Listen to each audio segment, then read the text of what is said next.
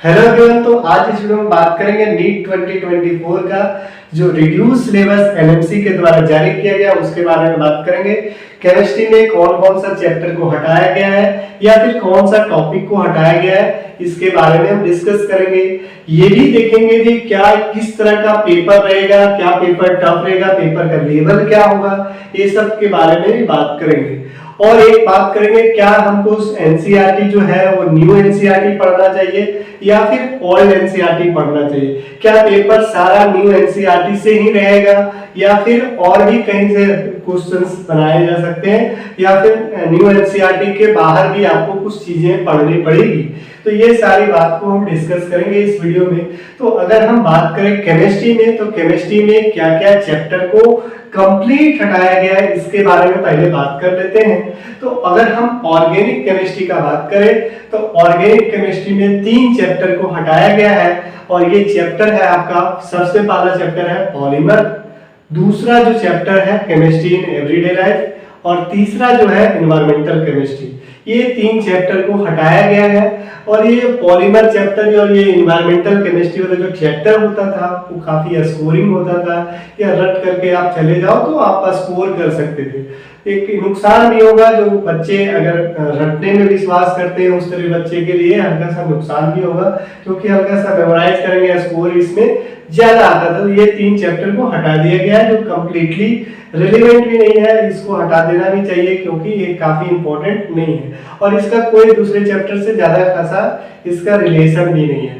अगर हम बात करें फिजिकल में क्या क्या हटाया गया है, तो फिजिकल में आपका सबसे पहले स्टेट्स ऑफ मैटर जो क्लास 11 का जो टॉपिक है, ये चैप्टर है, उसको कंप्लीट हटाया गया है। अगर हम दूसरा चैप्टर का बात करें तो दूसरा चैप्टर है सरफेस केमिस्ट्री और थर्ड चैप्टर जो है आपका सॉलिड स्टेट। ये 3 चैप्टर को कंप्लीटली हटा दिया गया है। एक बात और भी इंपॉर्टेंट है, जो थर्मोडायनेमिक्स चैप्टर है उसमें आपको थर्ड लॉ को नहीं पढ़ना है। थर्ड लॉ यहाँ से हटाया गया, मतलब उस चैप्टर से सिर्फ एक टॉपिक को हटाया गया, थर्ड लॉ ऑफ थर्मोडायनेमिक्स। इसको आपको नहीं पढ़ना है, बाकी सारा एज इट इज आपको पढ़ना है। ये हो गया फिजिकल केमिस्ट्री में। अगर हम बात करें इनऑर्गेनिक केमिस्ट्री में, तो इनऑर्गेनिक केमिस्ट्री में क्या क्या हटाया गया है, तो हाइड्रोजन हटाया गया है, एस ब्लॉक हटाया गया है, मेटलर्जी हटाया गया है और फिर पी ब्लॉक कंप्लीटली नहीं हटाया गया है, पार्शियली हटाया गया है। और अगर हम बात करें जो न्यू एनसीईआरटी है, न्यू एनसीईआरटी में सिर्फ पी ब्लॉक को कंप्लीटली हटा दिया गया है। न्यू एनसीईआरटी में पी ब्लॉक नहीं है, लेकिन आपके नीट के सिलेबस में पी ब्लॉक है। तो आपको न्यू एनसीईआरटी पढ़ने के बजाय आपको ओल्ड एनसीईआरटी पढ़ना चाहिए, ठीक है, क्योंकि ओल्ड एनसीईआरटी में पी ब्लॉक दिया हुआ है। तो आप अगर सिर्फ और सिर्फ रिलाई कर रहे हो न्यू एनसीईआरटी पे तो ये गलत है। और भी बताएंगे कि कुछ टॉपिक जो ऐड किया गया, जैसे सॉल्ट एनालिसिस जो है पहले नहीं था, लेकिन सॉल्ट एनालिसिस पे क्वेश्चन जनरली 1-2 क्वेश्चन आ जाता था, लेकिन यहाँ पे मेंशन किया गया है 20 सेक्शन। आप देख सकते हो, पीडीएफ यहाँ पे अटैच कर रहे हैं जो एनएमसी का जो ऑफिशियल जो दिया हुआ है सिलेबस, वहां पे देख सकते हो 20 जो सेक्शंस है, मतलब 20 चैप्टर्स जो लिखा हुआ है सेक्शन, उसमें आपको सॉल्ट एनालिसिस को लाया गया है। मतलब सॉल्ट एनालिसिस को आपको करना होगा, वहां से भी क्वेश्चंस रहेगा। तो ये कुछ इंपॉर्टेंट बात है। एक और बात है, क्या पेपर का लेवल किस तरह का होगा, तो पेपर का लेवल क्या होगा, अच्छा खासा होगा। पहले डायरेक्ट क्वेश्चन आता था फॉर्मूला बेस्ड, लेकिन यहाँ पे आपका कंसेप्ट को यूटिलाइज करके कुछ अच्छे लेवल का क्वेश्चन, एसर्शन टाइप का क्वेश्चन आ सकता है, मैच का, मतलब आप पेपर का लेवल ठीक ठाक रहेगा। मतलब जो पहले नीट का पेपर होता था उससे अच्छा लेवल का रहेगा।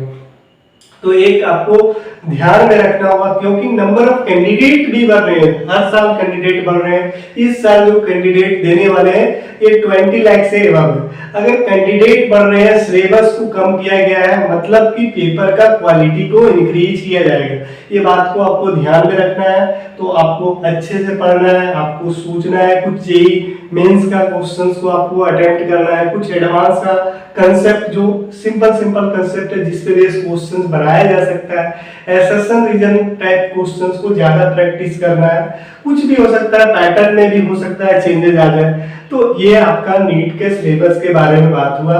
तो आपको पढ़ाई अच्छा से करना है और आपको कंसेप्चुअली स्ट्रांग होना है, क्योंकि ये मतलब डीप में पढ़ना पढ़ना है आपको, डेप्थ एनालिसिस होना चाहिए टॉपिक का, क्योंकि क्वेश्चंस अब सिंपल डायरेक्ट फार्मूला बेस नहीं आएगा। थर्मोडायनामिक्स में पहला चैप्टर थर्मोडायनामिक्स के फर्स्ट लॉ पे क्वेश्चन सिंपली जो रहता है उस तरह का क्वेश्चंस नहीं रहेगा, उसमें कुछ और भी इंट्रोड्यूस करके आपको पूछा जा सकता है। तो ये काफी इंपॉर्टेंट चीजें हैं जो आपको अभी भी पढ़ाई करना शुरू कर देना चाहिए ताकि आपका सिलेक्शन सिक्योर हो सके। तो इस वीडियो में इतना ही, और भी कुछ बातें होंगे तो आपके साथ शेयर करेंगे। तो ये काफी इंपॉर्टेंट वीडियो है। आप